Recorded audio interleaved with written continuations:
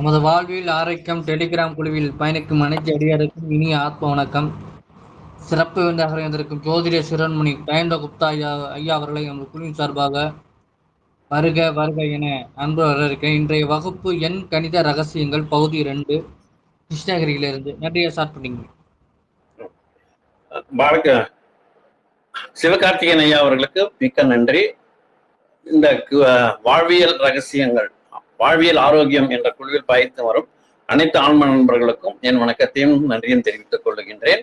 இந்த ஞானத்தையும் தியானத்தையும் போதித்து வந்த பிதாமக பத்திரிகளுக்கும் சர்மமாலா பத்திரிகளுக்கும் மகாவதார் பாபாஜிகளுக்கும் சதானந்த யோகி அவர்களுக்கும் காசிரெட்டி நாயனா அவர்களுக்கும் மற்றும் பிரபஞ்சத்துக்கும் விஸ்வசக்திக்கும் பூர்ணாத்மா சர்வாத்மா ஹம்சாத்மாக்களுக்கும் ஆஸ்ட்ரியன் மாஸ்டர் சிரேன் மாஸ்டர் சேத் மாஸ்டர்களுக்கும் என் பெற்றோர்களுக்கும் வணக்கத்தை கூறிக்கொண்டு இன்று நாம் எடுத்துக்கொண்ட தலைப்பு என்னவென்றால் எண் கணித ரகசியங்கள் பகுதி 2. இந்த இதுல வந்து நம்ம ரெண்டாம் நம்பர்ல யார் பிறந்திருக்காங்க அப்படின்னு பார்க்கும்போது அந்த 2ஆம் நம்பர் கூட்டுத்தொகை வர்றதும், அதே முதல்ல 2ஆம் தேதியும், அதே போல 11 அந்த மாதிரி 20 அந்த மாதிரி வரக்கூடிய கூட்டுத்தொகையில வரும்போது கூட அது நம்ம அவங்க எடுத்துக்கலாம். அவங்க வந்து இவங்களுடைய இயல்பு, இவங்களுக்கு அதிபதி யாருன்னா சந்திரன். நம்ம இதுவரையும் ஒன்னாம் நம்பரை பத்தி ரொம்ப இதா பார்த்தோம் போன 15 நாளைக்கு முன்னால. இப்போ வந்து இது 2ஆம் நம்பர் எடுத்துக்கொண்டு இருக்கிறோம். இவர்கள் இயல்பு எப்படி இருக்கும் அப்படின்னா, இவர்கள் கொஞ்சம் சந்தேக குணம் இருக்கிறவர்கள். அவங்க எப்படி சந்தேக குணம் இருக்குன்னா, வீட்டை பூட்டிட்டு வருவாங்க, ஃபேமிலியோட வருவாங்க, இன்னைக்கு சினிமா போயிட்டு வரலான்னுட்டு ஆட்டோவில் ஏறிட்டு அதுக்கப்புறம் ஐயோ பூட்டணுமா இல்லையான்னு தெரியலன்னு சொல்லிட்டு ஆட்டோ கொஞ்சம் திருப்பப்பா அப்படின்னு சொல்லிட்டு திருப்பியும் போய் வீட்டை பார்த்துட்டு இழுத்து பார்த்துட்டு திருப்பியும் வந்து ஆட்டோவில் உட்காந்து சினிமா பார்க்க போவாங்க. அப்போ படம் கொஞ்சம் கூட போயிருக்கும். அப்போ என்ன ஆகுதுன்னா, சரி பரவாயில்லப்பா அப்படின்னு சொல்லி சந்தோஷமா பாக்குறவங்க, அப்படியேப்பட்டவங்க. அதெல்லாம் வந்து இவங்களுக்கு அன்பு, அடக்கம், பணிவு, பொறுமை கூட, சகிப்புத்தன்மை கூட இவங்களுக்கு எல்லாம் இருக்குங்க. மிகவும் இணக்கமா இருப்பாங்க. ஏதாவது ஒண்ணு இது பண்ணிட்டாங்கன்னா அவர் வந்து அதை ரொம்ப டீப்பா போய் அது வந்து உட்காந்துட்டு அழுகிறதோ கஷ்டப்படுறதோ மனசை நோடுறதோ எல்லாம் இல்லை. சரிப்பா அவர் தானே, பெரியவர் சொன்னா கேட்டுக்கணும், அவங்க நல்லவங்க தான், ஏதோ தவறுதலா நம்மளை பத்தி தப்பா சொல்லிட்டாங்க அப்படின்னு சொல்லி அவரை வந்து சகஜமா எடுத்துக்கிறவரு. மற்றவங்களை வந்து மற்றவங்க கிட்ட நல்லா பழகுறதுலையும் அதே மாதிரி வந்து அட்ஜஸ்ட் செஞ்சுட்டு போறவரு. இப்போ நம்ம ஒரு டைம் ஃபிக்ஸ் பண்ணிடுவோம், இப்போ கரெக்டா வந்துருப்பா இந்த மாதிரி ஃபங்க்ஷன் இருக்குது அப்படின்னு சொன்னோம்னா அவங்க ஃபங்க்ஷனுக்கு நாம கரெக்டா வந்து போயிடுவோம். ஆனா நம்ம ஃபங்க்ஷனுக்கு அவங்க வரும்போது கொஞ்சம் லேட்டா வந்தா கூட நம்ம வந்து என்னடா நாம கரெக்டா போனோம், இவர் என்னடா நான் இப்படி லேட்டா வர்றாரு, முன்னீர் நேரத்துல வர்றாருன்னா இவர் அந்த மாதிரிலாம் இது எடுத்துக்க மாட்டாரு. பரவாயில்லப்பா, அவர் அதுக்கு என்ன, நீ இது பார்த்துட்டு வர்றது, நீ வந்தே அதே போதும் அப்படிங்கிற மாதிரி எல்லாம் வந்து அட்ஜஸ்ட் பண்ணிக்கக்கூடிய குணம் உடையவர்கள். இவங்க என்னடா அவங்க சில டைம்ல ஏதாவது ஒரு கருத்து சொல்றாங்கன்னு வச்சுக்கோங்க, அந்த கருத்தை அவங்க கேட்பாங்க, அவங்க உணர்வுகளை மதிப்பாங்க.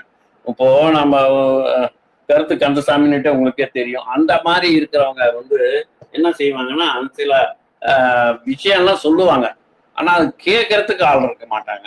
ஆனா இவர் வந்து அந்த வந்து கருத்துக்களையும் கேட்பாரு, அவங்க சொல்றதுக்கு அவங்க உணர்வுகளையும் மதிப்பாரு. அந்த மாதிரி ஒரு நல்ல அருமையா பழகக்கூடிய நண்பர். இந்த மாதிரி வந்து கிடைக்கிறது கஷ்டங்கிற மாதிரி அவர் நல்லா பழகுவாருங்க. இவங்க வந்து கருணை உள்ளமா இருப்பாங்க. சில பேரெல்லாம் வந்து ஒரு நான் வந்து இப்போ 1000 தான் சம்பாதிச்சுட்டு இருக்கிறேன், அது வந்து இது ஒரு 10,000 ஆகட்டும், அப்போ வந்து தர்மம் பண்ணலாம். இல்ல 10,000 கிடைச்சிடும், 10,000 கிடைச்ச பிறகு லட்ச ரூபா கிடைக்கட்டும், அப்ப தர்மம் பண்ணலாம் அப்படின்னுட்டு அப்படிலாம் இருக்கும் அவங்களுக்கு. அந்த மாதிரி எல்லாம் இவர் இல்லை. யாரை பார்த்தாலும் ஒரு கருணையா, அப்பா என் கையில பாக்கெட்ல 10 ரூபா இருக்கா, இந்தப்பா வச்சுக்கோ, நீ போய் சாப்பிடு, 4 இட்லி வாங்கி சாப்பிடு, 2 இட்லி வாங்கி சாப்பிடு அப்படின்னு சொல்லி கொடுப்பாரே தவிர்த்து நம்மகிட்டே 10 ரூபா தான் இருக்கு, இதையும் கொடுத்துட்டு நம்ம என்ன பண்றதுன்னு யோசிக்க மாட்டாரு. அந்த மாதிரி இலகிய மனம் இருக்கிறவரு வந்து இன்னும் என்ன சரி, யாருக்காவது உதவி செஞ்சா கூட என்ன செய்வாருன்னா பிரத்யுபகாரம் எதிர்பார்க்க மாட்டார். இப்போ ஒரு 2 வீலர்ல போயிட்டு இருக்காருன்னா, அந்த மாதிரி வழியில ஒருத்தர் நிக்கிறார், லிஃப்ட் கேட்கிறாருன்னா, வாப்பா உட்காரு, நான் அந்த வழிதான் போறேன், விட்டுட்டு போறேன் அப்படின்னு சொல்லிட்டு போவாரு. அதே போல கொஞ்சம் இந்த டைவர்ஷன்ல ரைட்ல கொஞ்சம் திரும்பி லெஃப்ட்ல 3வது வீடு சார் விட்டுடுங்கன்னா அப்படி விட்டுட்டு போயிடுவாரு. ஆனா மத்தவங்க என்ன செய்வாங்க, என்னடா நீ நாம போறதே வருமா அப்படின்லாம் நினைக்காம அவர் செஞ்சுட்டு போறவரு. ஆனா நம்ம செஞ்சிட்டோமே, இவர்கிட்ட என்ன பண்ணணும் அப்படிங்கறதெல்லாம் எதிர்பார்க்க மாட்டாரு. இலகிய மனம் இருக்கிறதுனால அவங்க வந்து சமாதானத்தை தான் விரும்புவாரு. சண்டைக்கு போக மாட்டார், விட்டு கொடுத்து போவாரு. அப்புறம் சண்டை சச்சரவு எல்லாம் இருந்ததுன்னா அந்த சண்டை சச்சரவுல கலந்துக்க மாட்டாரு. அந்த இதுக்கு காரணமாவும் இருக்க மாட்டாரு. அதே சமயம் இவங்களை வந்து சீண்டினா இவங்க சும்மா இருக்க மாட்டாங்க. அதாவது இப்போ இவ்வளவு நல்லவரா இருக்கிறாரு அப்படின்னு சொல்லிட்டு அடிக்கிறதெல்லாம் வாங்கிக்கிறாருன்னு சொல்லிட்டு அடிச்சுக்கிட்டே இருந்தாலும் கம்முன்னு இருக்க மாட்டாரு. அது மேல இவர் தப்போ இல்ல இவர் செய்யற செயல்ல ஏதாவது ஒரு குற்றம் குறையோ இருந்தா அது ஓகே, பரவாயில்ல, நாம செஞ்ச தப்பு தாண்டா, அவங்க செய்யறதுல ஒண்ணு, அவங்க திட்டுறதுல ஒன்றும் பிரச்சனை இல்லைன்னா. ஆனா சும்மா சும்மாவே நல்லா நான் பண்ணியிருந்தாலும் நம்மளை திட்டும் போது அவர் வந்து வந்து கம்முன்னு இருக்க மாட்டாரு. என்ன சொல்லுவாங்க இல்லையா, பசு வந்து இதாச்சுன்னு காடு கொள்ளாதுன்னுவாங்க. அந்த மாதிரி கோபத்தையும் வெளிப்படுத்துவாங்க. இது அந்த மாதிரி செய்ய வந்து சும்மா இருக்க மாட்டாங்க. தானா சண்டைக்கு போனாரு, வந்த சண்டை வந்து வந்தாலும் அவரு வந்து தன்னுடைய இதா பார்த்துட்டு கம்முன்னு அவரு இதா இருப்பாரு. ஆனா செல்ஃப் ரெஸ்பெக்ட் குறையும் போது அவர் கொஞ்சம் சிலிப்பிட்டு தான் எந்திரிப்பாரு. இவர்களுக்கு கலைகள்ல ரொம்ப ஆர்வம் இருக்கும். எந்த மாதிரி இவர்கள் இயல், இசை, நாடகம், நடனம், அப்புறம் ஓவியம், எழுத்து இயக்கியம், எழுத்து இலக்கியம் போன்ற கலைகளை சிறந்து விளங்குவாங்க. சமூக சேவைகளும் செய்வாங்க, அதுல ரொம்ப ஆர்வம் இருக்கும். தொலைத்தொடர்பு துறையில சிறந்து விளங்குவாங்க. இப்போ தொலைத்தொடர்புன்னா டெலிஃபோன் எக்ஸ்சேஞ்சில் இருக்கிறதோ, இல்லை வந்து கம்யூனிகேஷன்ஸ் ஏதாவது மீடியாஸ்ல இருக்கிறதோ, டெலிஃபோன்ல இது டெலிவிஷன்ல வந்து ஒர்க் பண்றதோ, இல்லை அந்த மாதிரி ஒரு சேனல்ஸை ரன் பண்றதோ. இப்போ நம்ம சார் எல்லாம் இருக்கிறாருன்னு வச்சுக்கோங்க, கார்த்திகேயன் சார் மாதிரி அவங்க சேனல்ஸ் எல்லாம் ரன் பண்ணுவாங்க. நம்ம நினைச்சது மற்றவங்களுக்கு போய் சேரட்டும், மற்றவங்க நாம பெற்ற இன்பம் மற்றவங்க பெறட்டும்னு சொல்லி அந்த பொது நல்ல ஒரு அருமையான ஒரு எண்ணம் கொண்டவராக இருப்பாங்க. இவங்க இந்த மாதிரி இதுல இருக்காங்க. பாத்தீங்கன்னா நீங்களே கொஞ்சம் பாருங்களேன். இப்போ ஷாருக் கான் அவர் வந்து பிறந்த தேதி நவம்பர் 2ஆம் தேதி. இந்த 2ஆம் தேதி கனெக்ட் ஆகுதா? ஷாருக் கான் எங்க இருக்கிறாரு? சினிஃபீல்ட்ல இருக்கிறாரு. அதே பேர் ராஜேஷ் கண்ணா, அவர் பிறந்த எத்தனாம் தேதி? டிசம்பர் 29. அவர் 9/2/11/1/1/2. அப்போ 2ஆம் தேதி தான் அவங்க கனெக்ட் ஆகுதுங்களா? அவரு எங்க இருந்தாரு? சினிஃபீல்ட்ல தான் இருக்கிறாரு, கதாநாயகனா இருக்கிறாரு. அங்க மக்களுக்கு செய்திகளை போய் இது பண்றாரு. நல்ல விஷயங்கள்லாம் சொல்லும் போது அவங்க வந்து மற்ற எல்லாமே அவங்க வந்து ஒரு கனெக்ட் ஆகுறாங்க. அப்படி அமெரிக்க அதிபர்களா இருந்தவங்க வந்து ஆடம்ஸு, ஹார்டின்ஸு, அப்புறம் பிரான்ஸ் அதிபர் பாயின் கேர் அப்படிங்கிறவங்க எல்லாமே இந்த 2ஆம் எண்ணை ஆதிக்கத்துல பிறந்தவர்கள் தான். ஒண்ணு இந்த 2ன்னு சொல்லும் போது 2ஆம் நம்பர்லயே எல்லாமே 11, அதே மாதிரி 20, அப்புறம் அதே மாதிரி சொல்ல போனா இதுக்கு கனெக்ட் ஆகக்கூடிய எல்லா நம்பர்லயும் வந்து அவங்க வந்து பிறந்திருக்கலாம் இல்லைங்களா? இந்த அதிர்ஷ்ட நிறங்கள் என்னன்னா இவங்களுக்கு வந்து பச்சை, அப்புறம் கிரீம் மற்றும் வெள்ளை நிறங்கள் கூட. இந்த 3 நிறங்களை எது வேணாலும் அவங்க வந்து அதிர்ஷ்ட நிறங்களா எடுத்துக்கலாம், நல்லதுதான். ஆனா இவங்க வந்து கருப்பு, ஊதா மற்றும் அடர் சிகப்பு, டார்க் சிகப்புன்னு சொல்றாங்களா, டார்க் ரெட், அதை வந்து அவாய்ட் பண்ணணும். இவங்க இது வேண்டாம். அப்புறம் அதிர்ஷ்ட கல் என்னன்னு வச்சிங்கன்னா வெளிர் பச்சை கற்கள், அப்புறம் ஜேடுன்னு சொல்லக்கூடிய கற்கள், அப்புறம் தங்கள் உடனுடன் ஒட்டி கொள்ளும் வண்ணம் வந்து அணிந்து கொள்வது நல்லது.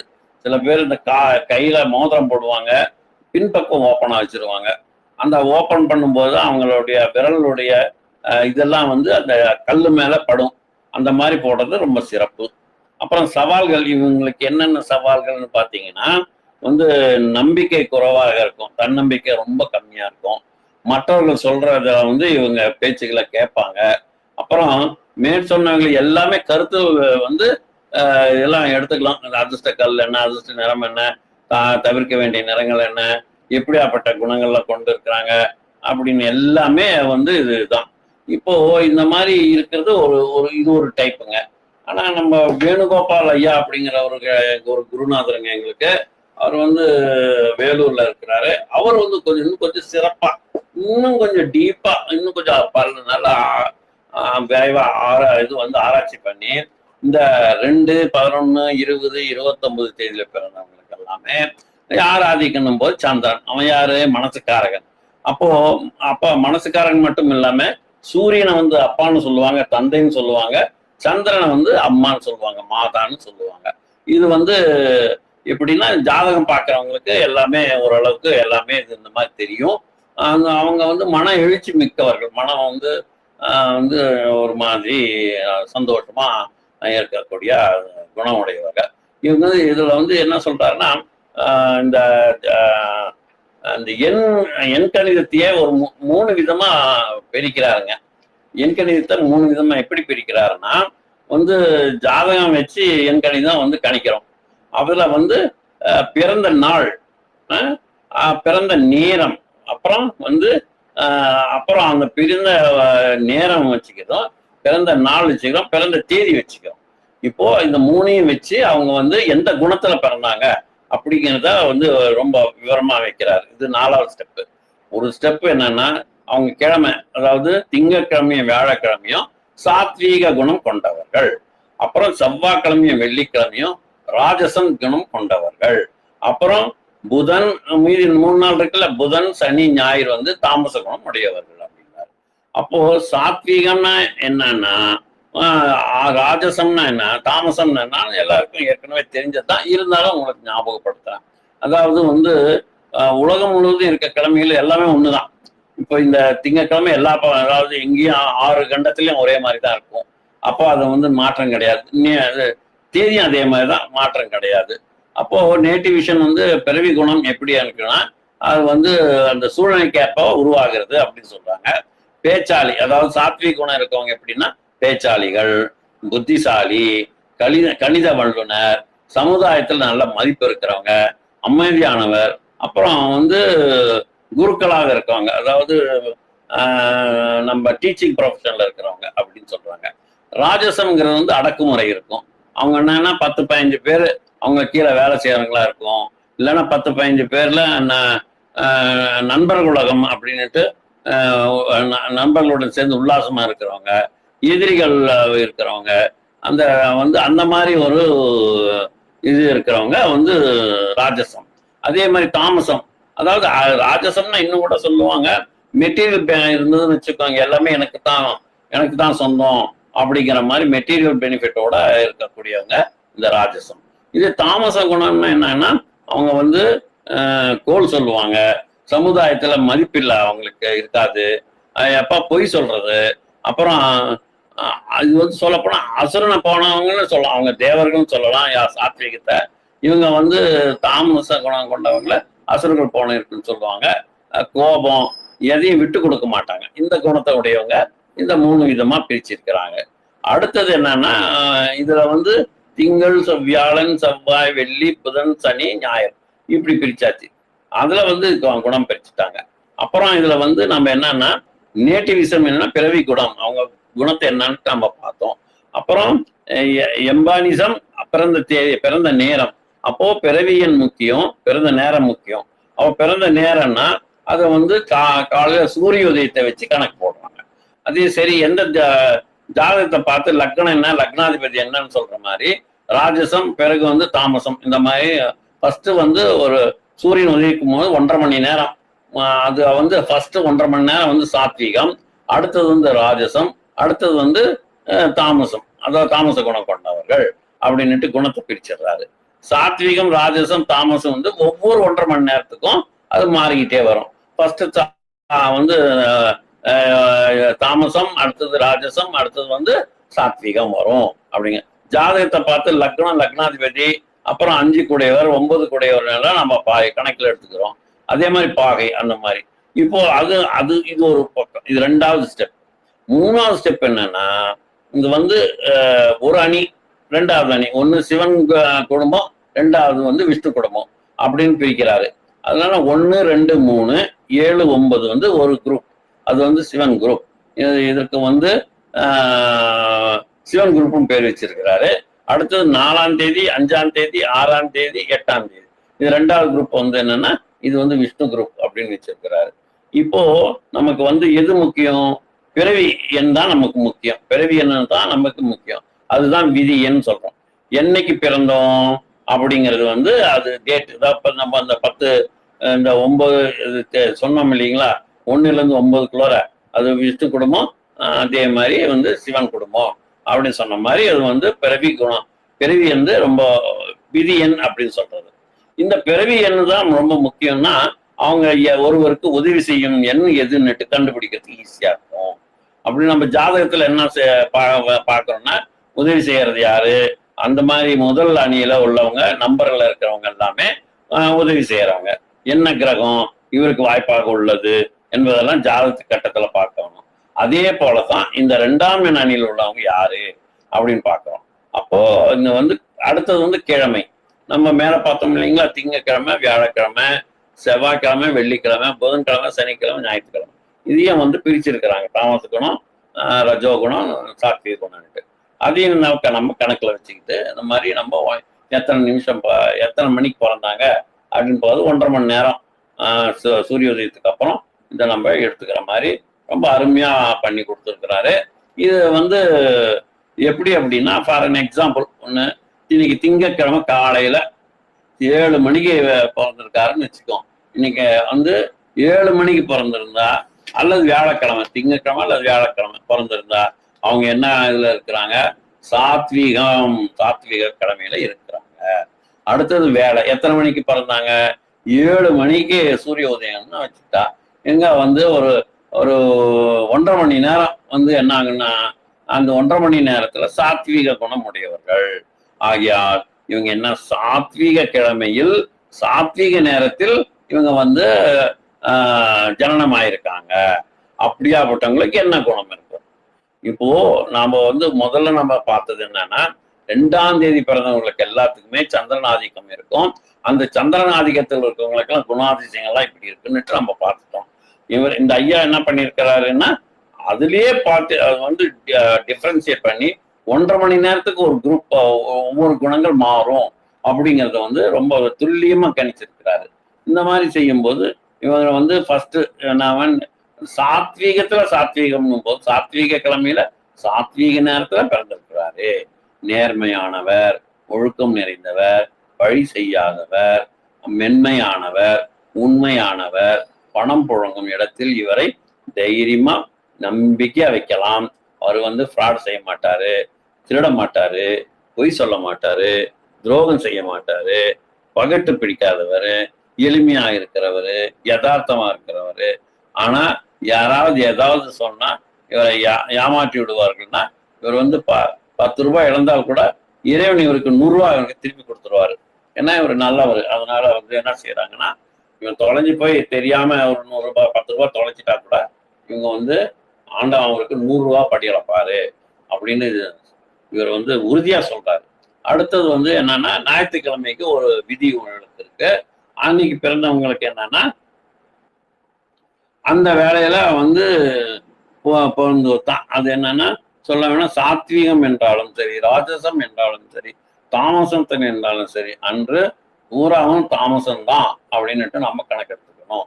ஞாயிற்றுக்கிழமை மட்டுமே அவங்க என்ன சொல்றாருன்னா எல்லாமே தாமசம் தான். அவங்க எத்தனை மணிக்கு பிறந்திருந்தாலும் நாம என்ன செஞ்சோம், வியாழக்கிழமையும் திங்கக்கிழமையும் பிறந்தவங்க காலையில பிறந்தவங்களுக்கு எல்லாத்துக்குமே 1.5 மணி நேரம் சாத்வீக கிழமை, சாத்வீக குணம் உடையவர்கள், அதுக்கப்புறம் ராஜச குணம் உடையவர்கள், அப்புறம் தாமச குணம் உடையவர்கள் 1.5 மணி நேரம். ஆனா ஞாயிற்றுக்கிழமை எக்ஸப்ஷனல் கேசஸ். அன்னைக்கு எல்லாமே தாமச கிழமை தான், அன்னைக்கு பூராவும் தாமச நேரம் தான் அப்படின்னு அடிச்சு சொல்லிட்டாரு. அப்போ அதை நம்ம கால்குலேஷன் பண்ணும்போதோ எடுக்கும் போதோ அது நம்ம கருத்தில் எடுத்துக்கணும். பிறவியன் தான் நம்ம முக்கியம். சாத்வீகம் 7 வகை குணம் கொண்டவர்கள், 6 அறிவு பிளஸ் ஒரு தெய்வ குணம் இருக்கும். ராஜசம்ங்கிறது என்னன்னா, ராஜாவை போல கோபமும் சாந்தமும் 2மே இருக்கும் அவங்க கிட்ட இருக்கிறது. அவங்க அதாவது ராஜா எப்படி இருப்பாரு, திடீர்னு கோபம் வரும், திடீர்னு அமைச்சரை படையை கூட்டுங்கள், நம்ம எதிரியை தாக்க செல்வோம் அப்படின்வாரு. அப்புறம் கொஞ்ச நேரம் பொறுத்து அமைச்சர் சொல்லுவாரு, மன்னா இப்பொழுது போகும் நேரம் சரியாக இல்லை, எதிரிகளுக்கு நம்ம சொல்லாமல் போகக்கூடாது, முதலில் நம்ம இது செய்வோம், நம்ம சமாதானத்தை கூப்பிடுவோம், அதுக்கப்புறம் நம்ம அவங்களை சரி வரலன்னா அந்த மாதிரி ஒரு குணத்தை சொல்லும்போது சாந்தமா அடைஞ்சிடும். ஓ சரியான அமைச்சர் இருக்கிறீர்கள், நீங்கள் இருக்கும்போது எனக்கு என்ன அப்படின்னு சொல்லி அவர் சாந்தம் அடைஞ்சு செய்வாரு. அதே தாமசம்னா என்னன்னா நிதானம், அவர் இஷ்டத்துக்கு செய்வது, அரஜாகமா இருக்கும். முட்டாளும் கூட சொல்ல போனா நிதானமா இருக்கும், செய்யற வேலைய ஒழுங்கா செய்யாம செய்யறது நிதானமா செஞ்சு பிரச்சனை ஆயிடும். அது வந்து அப்படி சொல்றாங்க. இப்ப நம்ம போன வட்டமே பார்த்தோம், 1ஆம் நம்பர் முதல் 9ஆம் நம்பர் வரை எந்தெந்த கிரகங்கள் ஆட்சி செய்யறாங்க அப்படிங்கிறத பார்த்தோம். இன்னொரு வாட்டி கூட சொல்றதுக்கு நான் ஞாபகப்படுத்துறேன் உங்களுக்கு. 1ஆம் நம்பர் வந்து சூரியன், 2ஆம் நம்பருங்கிறது வந்து சந்திரனோட ஆதிக்கம், 3ஆம் நம்பர் குரு பகவானோட ஆதிக்கம், 4ஆம் நம்பர் வந்து ராகு பகவான் ஆதிக்கம், 5ஆம் நம்பர் வந்து புதன் பகவான் ஆதிக்கம், 6ஆம் நம்பர் வந்து சுக்கிர பகவான் ஆதிக்கம், 7ஆம் நம்பர் வந்து கேது பகவான் ஆதிக்கம், 8 வந்து சனி பகவான் ஆதிக்கம், 9 வந்து செவ்வாய் பகவான் ஆதிக்கம். பிறந்த தேதி, மாதம், வருடம் இந்த கூட்டு தொகையை வந்து விதி எண் என்பார்கள். அதே மாதிரி பிறந்த எண் குணத்தை கொடுக்கும். இதுதான் முக்கியம். சரிங்களா? இந்த வந்து 1ஆம் தேதி சாத்வீக நாள், சாத்வீக நேரத்தில் பிறந்திருந்தால் எப்படி இருக்குன்னா, சாத்வீகத்தில் சாத்வீகன்னும் போது அவங்க பெருந்தன்மையோட இருப்பாங்க. அதே போல ராஜசத்தில் ராஜசம் இருந்தால் அடக்குமுறையோட இருப்பாங்க. தாமச குணத்தில் தாமசம் இருந்தால் வெத்து வேட்டு, இந்த குணத்திற்கு தகுந்தாற்போல் அவங்க பலன்கள் இருக்கும். விதி என்பதை சூரியனை குறிக்கும், மதி என்றால் சந்திரனை குறிக்கும், கதி என்றால் ஆண் எனின் குருவை குறிக்கும், பெண் எனின் சுக்கிரனை குறிக்கும். விதி மதி சேர்ந்ததுதான் கதியன் அப்படிங்கிறத விவரமா நம்ம போன இதில பார்த்தோம். 2வது உங்களுக்கு ஞாபகம் பண்றேன். சரிங்களா? இந்த சாத்வீகத்தில் தாமசம் வந்தா எப்படி இருப்பாங்க? அதே மாதிரி அவங்க வந்து நல்லவர்களா இருப்பாங்க, சீக்கிரமா ஏமாந்துருவாங்க. இவங்க வந்து போல மற்றவங்களை போல நடிக்க தெரியாது, போலியா நடிக்க தெரியாது. உள்ளம் சுத்தமா இருக்கும், ஆனா மூளை கொஞ்சம் கம்மி, ஏன்னா தாமச குணம். அதனால சரி, அப்போ 4 பேர் ஒரு கருத்து சொன்னா ஆம் என்று சொல்லுவாரு, இல்லைன்னு சொன்னாலும் ஆமாப்பா இல்லப்பா அவர் சொல்றதுதான் கரெக்ட் அப்படின்னுவாரு. இவங்க வந்து மழை துளி போல சற்று பியூரா இருக்கிறவங்க. அப்போ ஏன்னா மழை துளியெல்லாம் வந்து எந்த இதுவுமே இருக்காது, வந்து கலப்படம் இல்லாம இருக்கும், சற்று தாழ்வு மனப்படம் இருக்கும், யாரிடமும் வந்து உண்மையாக இருப்பாங்க. அவங்க கெட்டவனா இருக்கட்டும் நல்லவனா இருக்கட்டும், ஆனா அவங்களுக்கு எல்லாத்துக்குமே உண்மையா இருப்பாரு. ஒரு தனி மனிதனாக இருந்து சாதிக்கதான் இவர் விரும்புவார். ஆமா ஆமா, இவங்க எடுக்க முயல்வாங்க. அடுத்தது என்னன்னா, இவங்க வந்து அரை காசு என்றாலும் அரசாங்க வேலையால இருக்கணும்னு தான் ஆசைப்படுவாங்க. சம்பளம் அரை காசு சம்பளமா இருந்தாலும் அரசாங்க வேலையில இருக்கணும் தான் விரும்புவாங்க. இவருக்கு மூளை என்பது எங்கோ ஒரு மொழியில் தான் இருக்கும். ஆனா வந்து அரசாங்கத்துல வேலை செய்யும் போது சம்பளம் தானா வருது இல்ல, அதுக்கு நம்ம எதுக்கு ரொம்ப பாடுபட வேண்டிய அவசியம் இல்லை. ஆமா, அது வந்து இன்னும் சொல்ல போனா கொஞ்சம் பொறுப்பா இருக்கணுங்கிறத நம்ம கொஞ்சம் சாதாரணமா இருக்கிறதுக்கு இருந்தாலும் ஒன்றும் கவலை இல்லை. அடுத்த நாள் உட்காந்து சாதிச்சா இங்க எல்லாங்கிற எண்ணம் இருக்கும். ஆமா, அது வந்து சாதனை புரிய மாட்டார்கள் இல்லை, எவ்வளவு செஞ்சாலும் சாதனை வந்து பெரிய அதிகாரிகளுக்கு தான் போகுமே தவிர்த்து நமக்கு வராதுரா அப்படின்னு சொல்லி அவங்க வாட்டி அவங்க உழைச்சிக்கிட்டே இருப்பாங்க. உழைச்சே முன்னேறினுட்டு அந்த லட்சியம் கொஞ்சம் கூட துணியும் இல்லாம அவர் பாட்டி இப்படிதான் போயிட்டு இருப்பாரு. ஆனா சில பேர் வந்து ராஜசல சாத்தியம் இருந்தா, இந்த ராஜசம் என்றால் என்னன்னா வீரம், அதே மாதிரி வந்து கோபம், விடாப்பிடி எல்லாமே இருக்கும் அவர்கிட்ட. அந்த மாதிரி அவசரம், போர்க்குணம் எல்லாம் இருக்கிறது தான் ராஜசத்தில் வந்து சாத்வீகம் அப்படின்னு சொல்றாங்க. இவங்க வந்து சாத்வீக பண்பு இருக்கும்போது என்னன்னா ஒழுக்கம், நேர்மை, சகிப்புத்தன்மை இருக்கும். இவங்க பிறந்த கிழமை வந்து ராஜசம் என்றால் உள்ளத்தை சொல்லும், அதை உள்ளதை இருக்கு சொல்லும். இங்கன்னா பழைய பழம் போல வெளித்தோட்டத்தில் முள்ளனாக இருந்தாலும் பலாப்பழம் எப்படி இருக்கு, முள்ளா இருக்கு, ஆனா உள்ளத்துல இனிப்பா இருக்கு, சொல்லையா நல்லா இருக்கு, அந்த மாதிரி குணம் கிடையாங்க.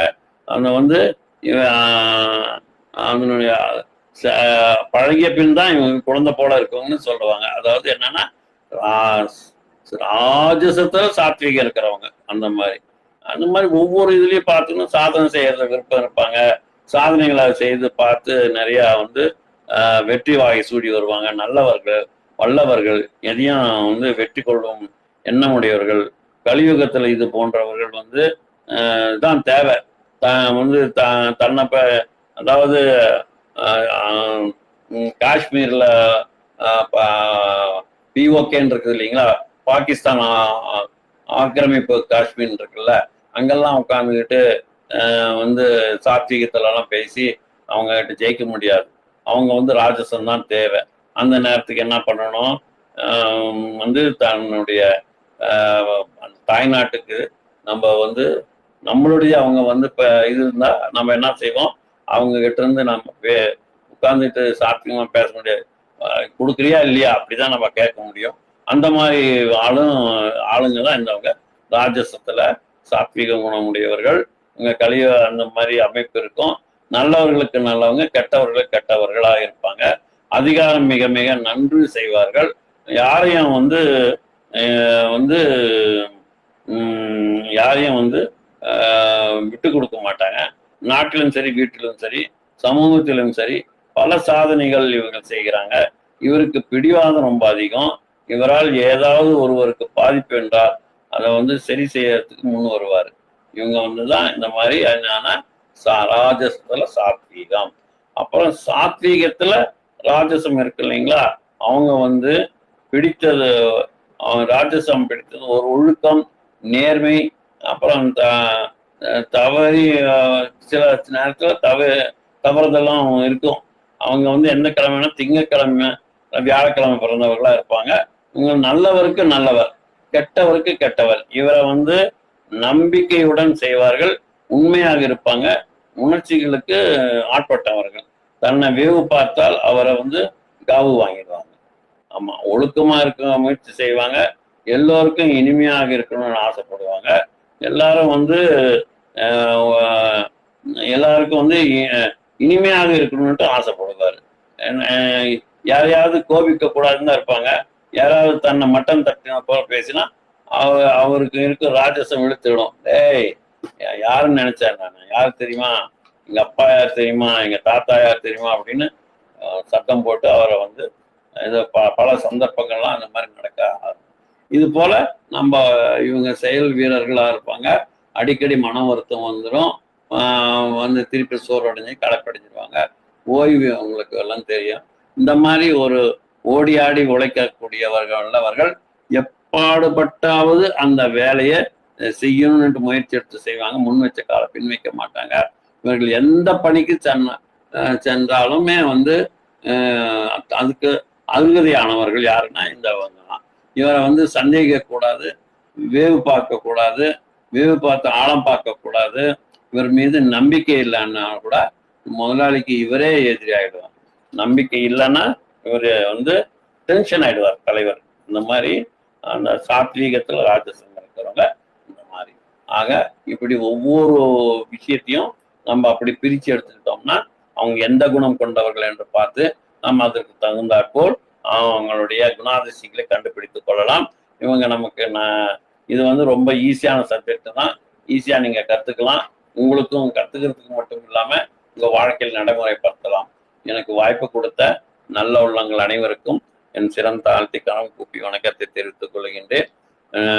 சிவகார்த்திகேயன் ஐயா அவர்களுக்கு மற்றும் ஒரு என்னுடைய நன்றியை தெரிவித்துக் கொண்டு இதில் ஏதாவது